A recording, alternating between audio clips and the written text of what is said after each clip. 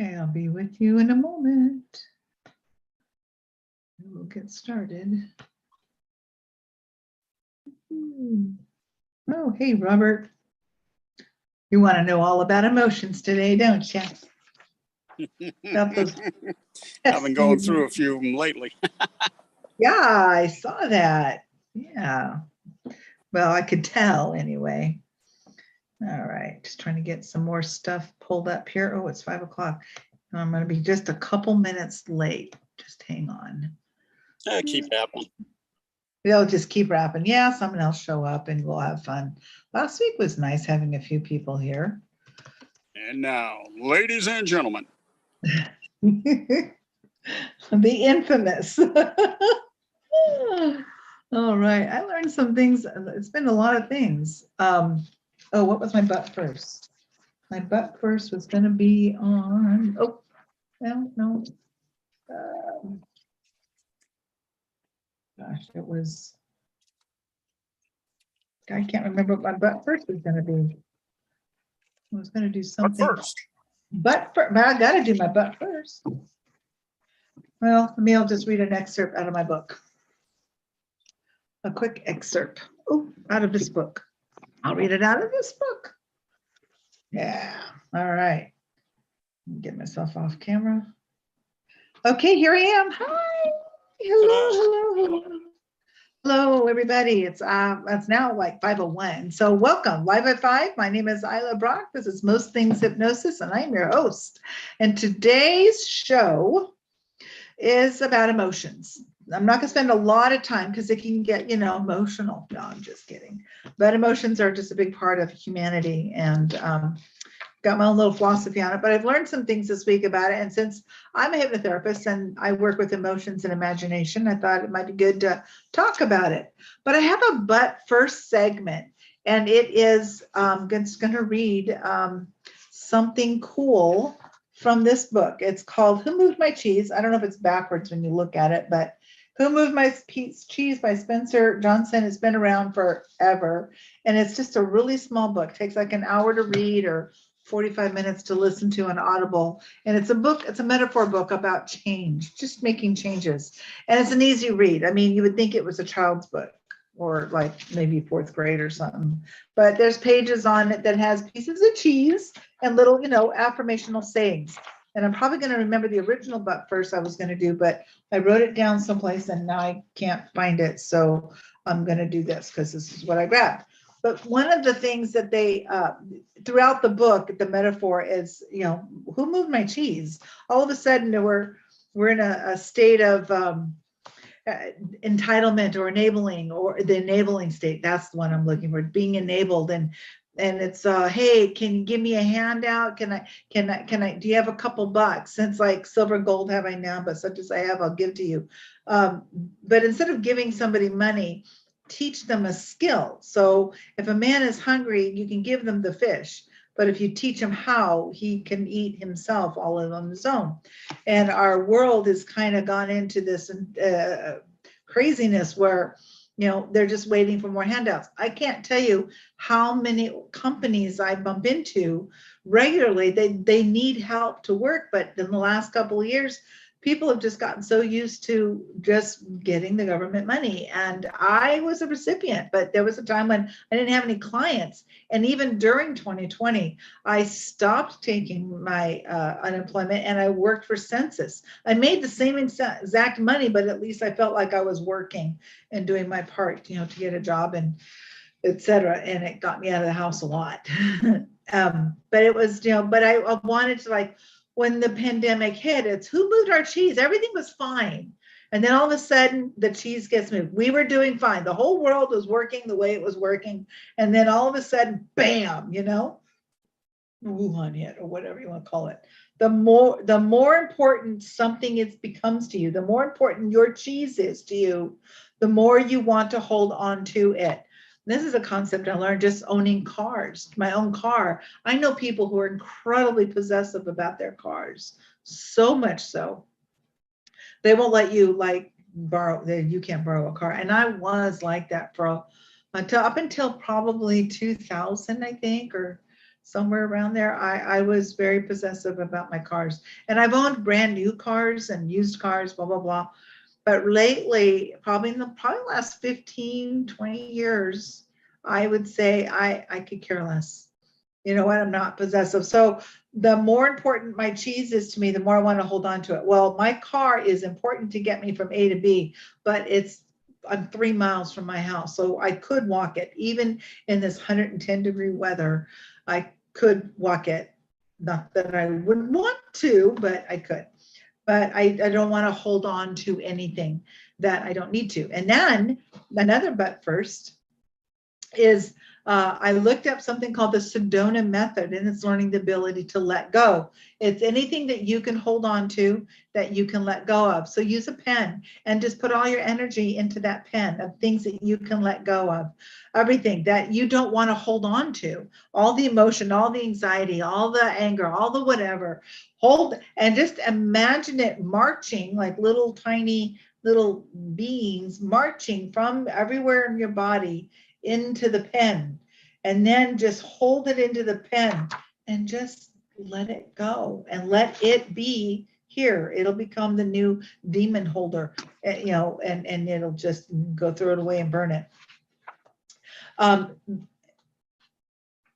Change is part of humanity, and we had a huge change a couple of years ago, and it's worldwide. There's nobody that that won't understand when you call them or talk to them anywhere in the world when you talk about the pandemic. That's one thing that the entire earth has in common now. We understand it. But change, if you do not change, you become extinct. So people who are just creatures of habit, same thing every day, all the time, they don't have any ability to make some kind of a positive change in their life. They're just going to get stagnant, and it can ruin relationships like crazy. Hello, I know what that's like. I'm not going to go into detail, but you know. What would you do if you weren't afraid? Hold on to that one a little bit. And those are just a couple of excerpt little affirmations and thoughts, but I highly recommend Who Moved My Cheese? It's a really good book. I've probably read it a few times. I've listened to it multiple times, and it's just got a really good metaphor. So today I'm going to talk about emotion. I didn't get a PowerPoint. I really wanted to get a PowerPoint done, but I've been on the phone with potential clients and clients like all day. I've been here since, I don't know, 8 o'clock, 7:30 this morning, 8 o'clock, I don't know, early, and I'm still here. And I've just been, it's been go, go, go. I did stop and eat lunch for 22 minutes. I say 22 minutes because that's how long it takes for a Friends episode to go through. So that's my lunch break. I can watch an episode of Friends. Okay, so let's talk about emotions. Emotions are something that's part of our body.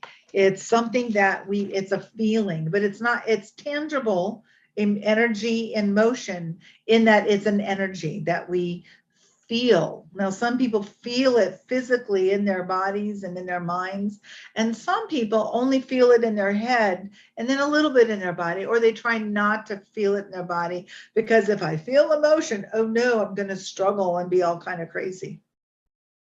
I was looking it up on our Oxford dictionary. A natural instinctive state of mind deriving from one's circumstances, mood, relationships with others. It's sentiment, it's feeling, it's reaction, it's response, passion, it's intuitiveness. You have a sense, a gut feeling. That's all feeling, and all of those feelings are emotions. I work with emotions and imagination as part of my vocation as a hypnotherapist, teaching people that they can be imaginative. And I take them through imaginative journeys, seeing themselves differently than they are now, so that they're not stagnant, staying in the same place, and they want to get past. Lately, I've gotten quite a few calls just in the last 2 days on people in substance abuse, alcohol and meth. Those are the two biggies. Trying to share that, and I'm going to be changing my website because I got to make sure people understand I'm happy to help you. I can't be the only one helping you, because substance abuse is a whole other cookie that needs to be addressed with a team of people. And you can't just, it's not gonna, it takes a village to help somebody through substance abuse of any kind. Believe me, I've tried to help people who think, well, I'm not that addicted. Well, and I'm sure many of us have tried, you know what, I've decided to take the route that was taught to me. And unless they're in a program with a sponsor, I can't see them unless they're sober. At their first visit to me, they have to be sober at least a week before they see me. And I want to talk to them on the phone on their 7th day of sobriety, because I've already talked to them in their high. Now I want to talk to them in their sobriety and see if I can tell if there's a difference. Because really, those of you that might be or might know somebody who's in substance who may hear this, listen, you can't get high and go into a hypnotherapist's office and be hypnotized to never get high again. You are not in your state of mind, your sober state of mind, to affect the change that you're hoping to get. If that's not how it works, then you're wasting time and your money. So there's that. And last week I was talking about the just a sudden onset of men specifically who are having suddenly they're having driving anxiety. And I have a success story that one of my clients hadn't driven the freeway in a few years. And I suggested after he left here the other day to just go on the freeway. Exits are about a mile apart. Just get on the freeway, get right back off. Because right where I'm at, it's easy to get on the freeway and just get right back off. If you feel good, just get back on the freeway and back off. Just do that. And the individual lives, I don't know, probably 25 miles from me. And they sent me a text telling me they not only drove the freeway all the way home, but they drove it in the fast lane.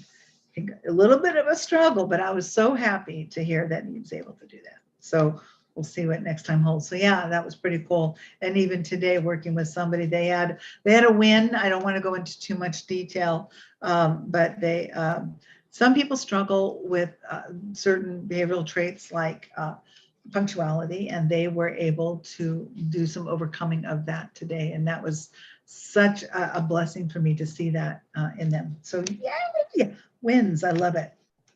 Okay, so going back to emotions.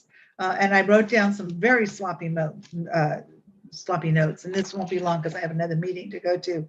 But if you were to list emotions, list every emotion you can that you can recognize in yourself and name it while you're in the experience of it. There was a study done, and her name is Brene Brown, I think. She's a phenomenal speaker. She gets it on the whole emotional connection idea. But she said there was a study, and she said of everybody, I don't remember how many people were in the study, but maybe perhaps quite a few, but everybody had 3. They could only mention 3, and the 3 that they always mentioned, hands down, happy, mad, and sad. So those are the 3. How many emotions can you just list when you're in your okay state? You're fine. You're not in any kind of trauma or anything. How many emotions can you list? Just list your emotions. I had to go online, I don't know, about 3 years ago, and I made an emotion list. Then I learned there's an emotion wheel. Like, oh my gosh, that's even better, because it kind of goes through all the different emotions that you can possibly have, and it kind of can be helpful. But naming your emotions. But here's the connection. You can connect to yourself. You can't really connect to other people's emotions because you're even the empaths. You are taking in some of their energies. But I want to tend towards Brene Brown for at least now, because this is something that's kind of a new concept, a perspective, a new point of view that I'm just getting into, and I think it's kind of interesting. Emotions do drive us.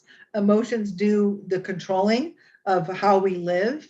And I was talking to somebody today and yesterday, as a matter of fact, about our emotional state. Now, it is very important you understand it's a practice.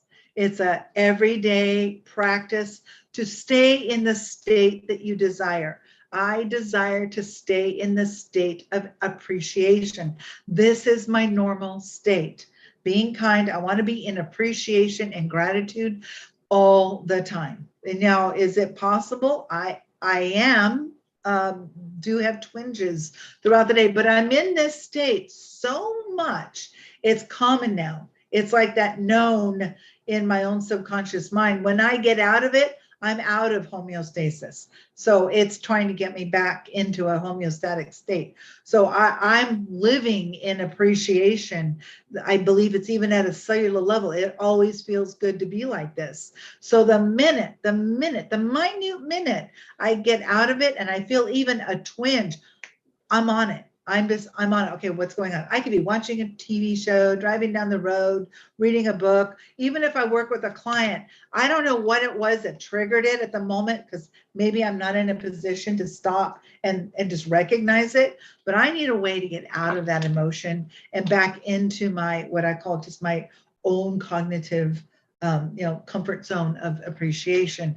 It is a practice. I was just constantly working on it, doing all these techniques that I've learned, working with my mentors, etc. But our emotional state does drive. So if I want to be driven, I might as well be driven by appreciation than anger. I might as well be driven by appreciation than sadness. I might as well be driven by appreciation than frustration, which is another root of anger. So the whole gamut is to learn, where is your emotion state that you would like to be in? Find it. Maybe you don't have a word for it, but you can feel it. And think about it. When somebody is in a crisis state of mind, we tend to throw in our own bias and tell them, and we want to control that situation while they're in that bias. The example that I heard was, if a child comes home and they got in trouble from school, there's two avenues you can take. Hey, tell me about what happened. Or you get yourself back there and you go apologize, and you're now controlling the situation instead of just listening to the situation, being empathetic and letting the other person have empowerment over their own emotional state. So when I was a school teacher in a Christian school for many years. I'm adjunct, and I remember there was a principal we had. She was phenomenal. And she created what she called the think tank. So when a student got in trouble, we would send them with a note. It was a form that we filled out, why they were being sent to the office.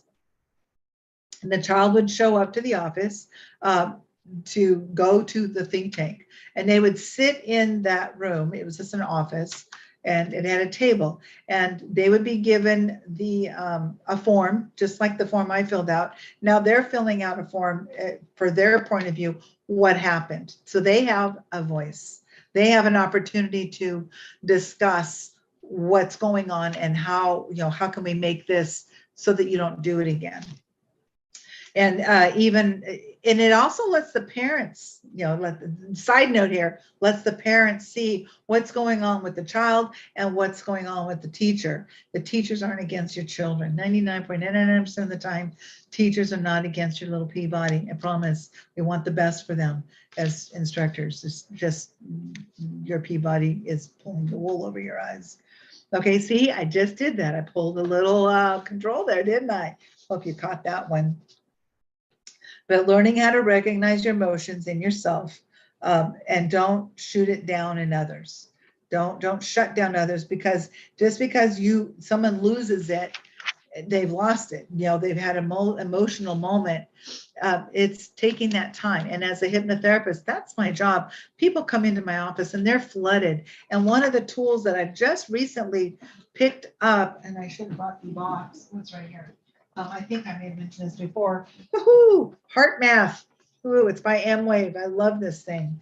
It helps clients learn to self-regulate. And this is the device. It's a few $100, plugs into your computer. You download the whole whatever, hooks to your little earlobe. Well, My clients, I can see their heart rate. I can see their breathing pattern. I can watch where their coherence is and how they're regulating their own state. So that's, my tool. So when someone comes in, I can't really talk to them when they're kind of in a panic mode. I'm just going to hook them up, put them in the chair, put on some music, and just let them sit there and, bake for a little bit, and then come back in and go, hey, how you doing? Oh, much better. Okay, let's talk, kind of thing. You want to understand how the other person feels. You can't tell them how they feel. You can't tell anybody how they feel or how they believe. Oh, don't you? It's like, but it's oh gosh, it was last week I was reading something. I wish I could find it again. That would have been a great but first. It's the differences in how, for example, men and women think. So they say goodnight, and she rolls over and he rolls over, and she's like, I don't like the way in her mind, you can just see the little cloud of thought. I don't like the way he said goodnight. I wonder if he's mad at me. He's mad at me. I just know he's mad at me. Oh, and I don't know what it is I did. I mean, I don't get it. Now she's got this whole thing going on, and he rolls over and he's either snoring or he's going like, I wonder if I lock the back door. That's what's going through. Oh, here it is. Here it is. Here it is. The difference is, we'll do the differences in just a minute. They're hilarious. Okay. So tell me, you want to ask them what's going on in their situation, because you really can't be in connection with their emotional state. They're in connection with theirs and you're in connection with yours, and you want to put your bias in on them. The goal is to definitely draw a line of demarcation where you are there to help and be empathetic. That's why when someone's sitting in my office, I actually have a desk between me and my client when they're sitting on the couch. Mostly, so I can hold up my laptop, but I want them to also have a sense of a barrier, not to be, not that I don't want to be close or anything like that. I'm not going to go to them and give them a hug when they're flooded and got the emotions going, not because I'm being insensitive. I need them to go through it. I want them to go through it. And the minute I go over there and hug them, it's kind of stopping the emotional process from being processed. The body is trying to heal itself when you're getting flooded and in that emotional state. It wants to heal, and it's so happy. It's finally like, yay, we can escape. Woohoo! Oh, wait, shoot. They just went back into their state again. Well, we had a chance, guys. We almost made it. All right, well, maybe next time, maybe we can work a little faster. I'm just personifying and making it kind of light of it, but it's true. It can happen.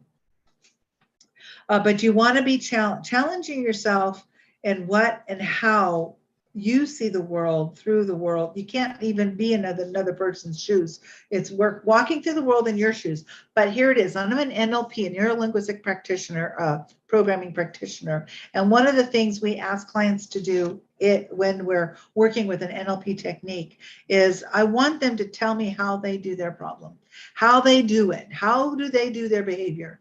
And they're just kind of like, I want to know their strategy behind it, because there is a strategy behind how they're doing what they do.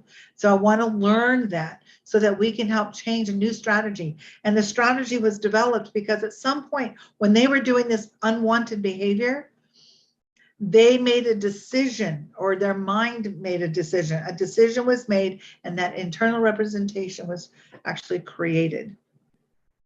So when I was listening to Brene Brown, she came up with this interesting concept, the near enemy, as opposed to the far enemy. The far enemy is disconnect, but the near enemy is control. So tell me what you're going, tell me what you can and cannot do. That's the control we want to avoid. Being in the connection with somebody, you're really, and I don't know if we can, I'm still undecided. Her opinion is we really can't be in connection with somebody like that. But I think on an intuitive state, we probably could. Sorry, I get hot and I got to turn my fan on. So our emotional states can become exploited, and their languages can become distorted, because now it becomes a sense of leverage within us. So let's see, is my emotional thought thinking? Is it helping me or hurting me? That's a really good question. And what is it I want? What is it I need? How am I feeling? And it's a constant state of what's going on. And then when something happens that you don't like, you got to clear it. I had a situation last week and I was shocked at myself that I felt this way when somebody 10 minutes before their appointment, they canceled with me. I was like, oh my goodness. I don't know that they realize. I mean, I told them, and it's in an email that they acknowledged, that I'm setting aside 2.5 hours for a first appointment for them that somebody else could have had. I could have put 2 other clients in that spot. And yet here it is 10 minutes till now I don't have the time.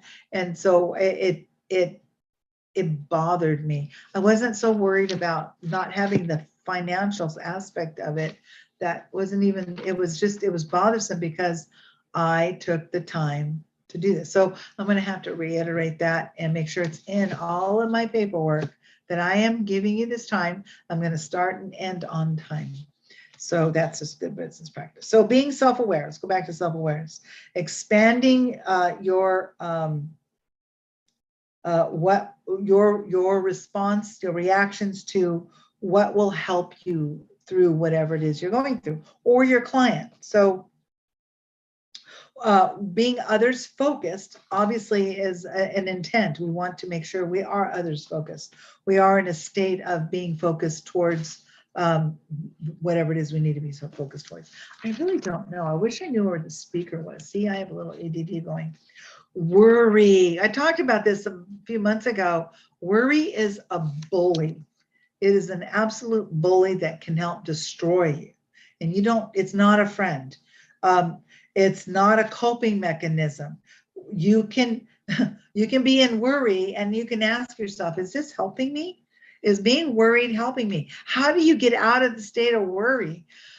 Oh, put yourself in, well, for me, it's a state of appreciation. I was just on the phone today with my marketing person, Sandra. Many of you know who Sandra is. And we have to increase some of my marketing spending. And I'm doing a significant increase, well, at least to me it is, and it's scaring the shit out of me. I'm just like, okay, you know what?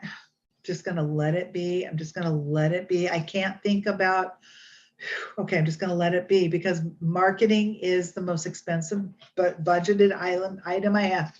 And I can't really budget it all the time because I don't know what is going to happen in one day to the next. I can't use forecasting from the past. It's just praying and using law of attraction that things will happen now and I can just, eventually be word of mouth and referral and not have to spend all this money on my marketing, which is getting to be quite hefty.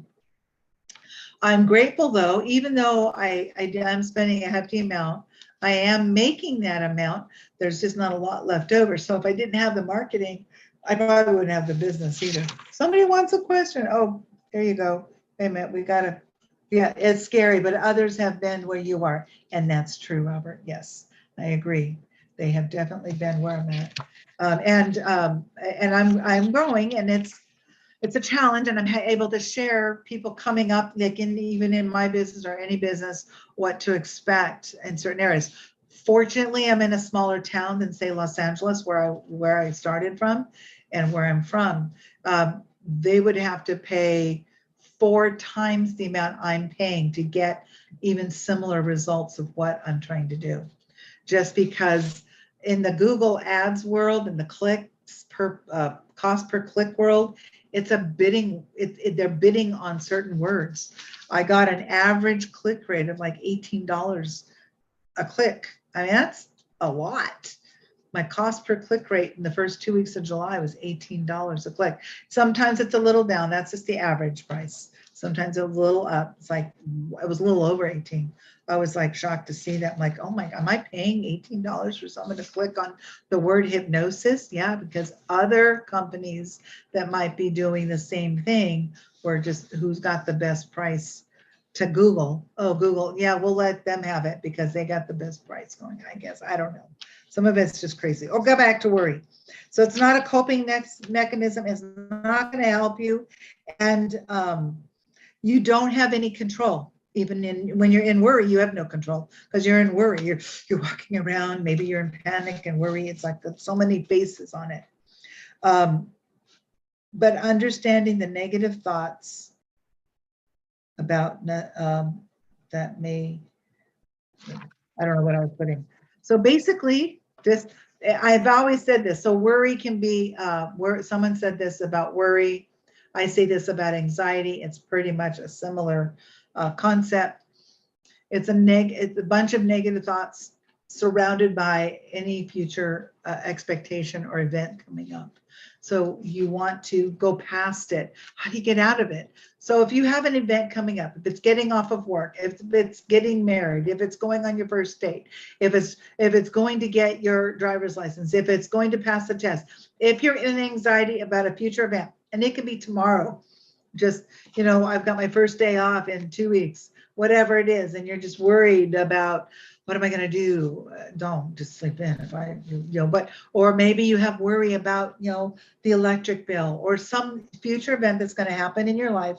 So what do? You just imagine it. Really, when I say imagine it, the doubt has to leave because it's just your imagination and it's an emotion that moves. Energy, emotion. Emotions move. So just imagine 15 minutes past whatever it is, the event. Just imagine it past it. You're past the event and imagining yourself past that event. You've gone past it. How will you feel once the event or the situation is completed or over? How are you going to feel about it? Most people say relieved.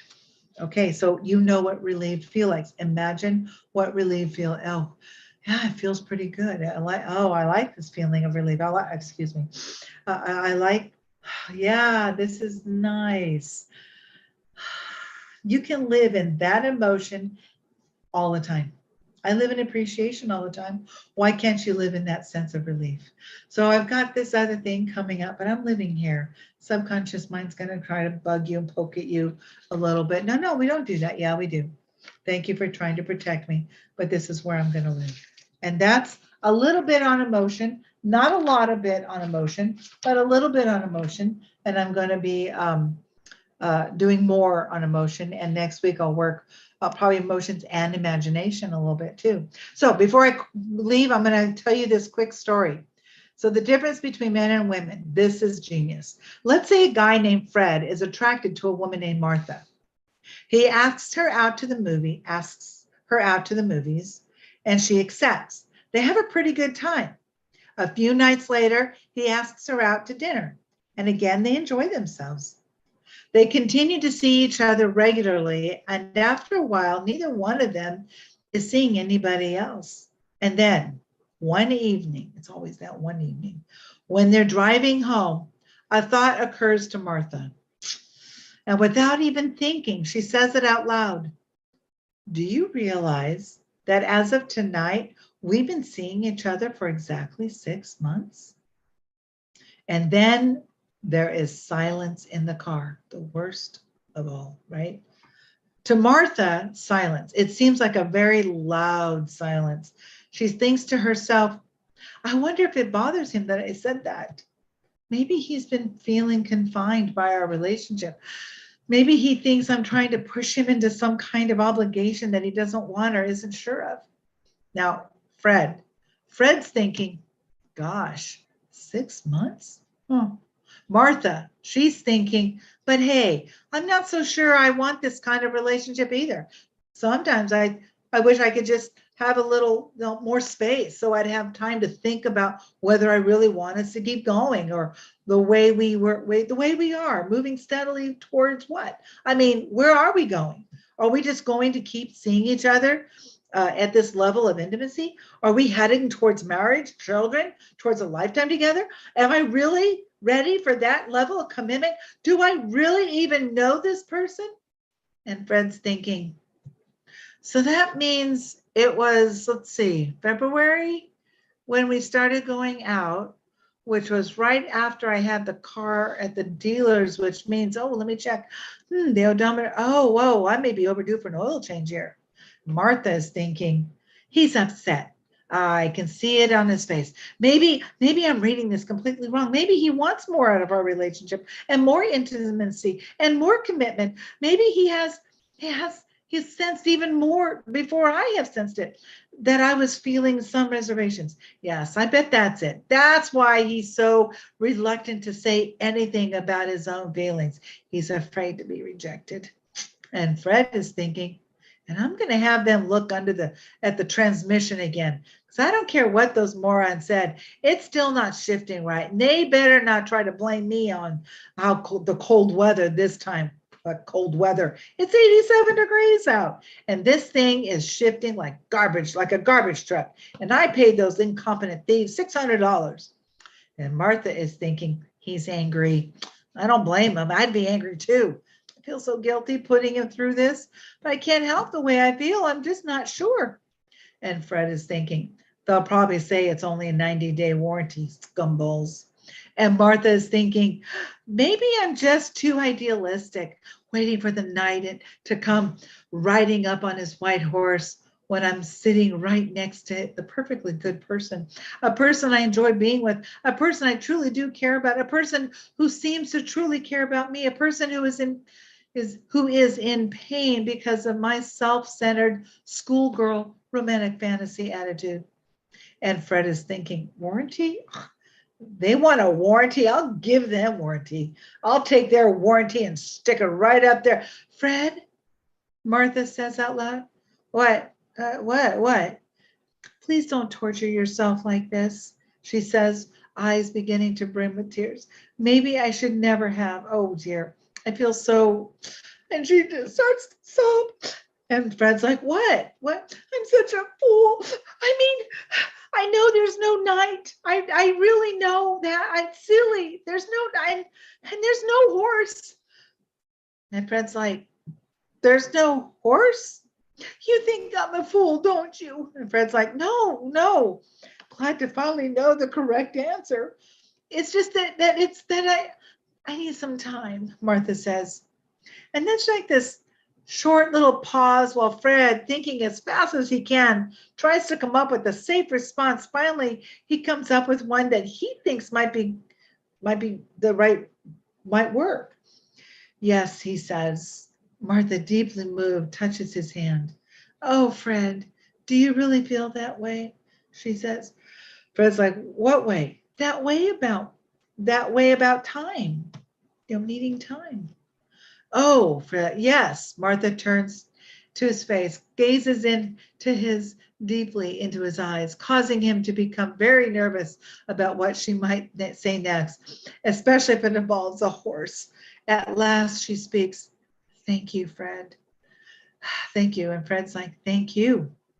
And then he takes her home and she lies on her bed, a conflicted, tortured soul, and weeps until dawn. Whereas when Fred gets back to his place, he opens a bag of Doritos and turns on the TV and immediately becomes deeply involved in a rerun of a college basketball game between the two South Dakota junior colleges that he has never heard of.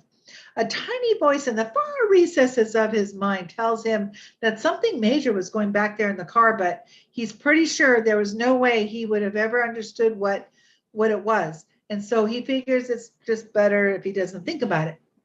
The next day, Martha will call her closest friend, or perhaps two of them, and they will talk about this situation for 6 straight hours in painstaking detail. They will analyze everything she said and everything he said, going over it time and time again, exploring every word, expressing and gesturing for nuances and meanings, and considering every possible ramification. They will continue to discuss this subject on and off for weeks, maybe months, never really reaching any definitive conclusion, but never getting bored with it either. Meanwhile, Fred, while playing racquetball one day with a mutual friend of his and Martha's, will pause just before serving and frown and say, Norm, did Martha ever say anything to you about owning a horse? And that's the difference between men and women. Hope you kept up with that one and didn't mind my crazy acting. All right, I gotta skedaddle. Take care, everybody. That's my show. Be sure to try to sit when you're in your emotions. Just take a piece of paper and just start to identify what they are as you're going through them. It's more difficult than you think. It's a challenge to try to identify what is this emotion I'm feeling. And if you can do that, you're actually going to allow it to heal you and let it process.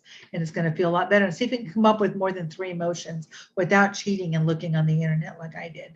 Take care, and until next week, have an amazing, amazing, amazing weekend. Take care all. This is ILAH Brock signing off from Most Things Hypnosis. I will talk